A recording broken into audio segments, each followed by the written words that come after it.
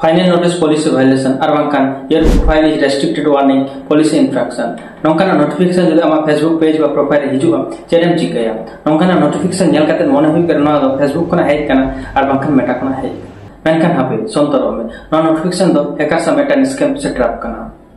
No notification click lekan bo nyal dare kana je no all mena je ama Facebook page ba profile na policy violation hui kana. Ano policy violation ojo lagi te latar comment section meta link mena onde chalabate appeal tabana. Ano appeal 24 hours moddhe kora hoiba.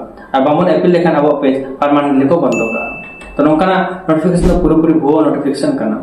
Nongkana notification na link re 30 algon click ma. Click lekan ke abo jotona personal details hacker sa tire chala undo abo Facebook page unko control re chala. Chelka kate pun buja no ko fake notification kana.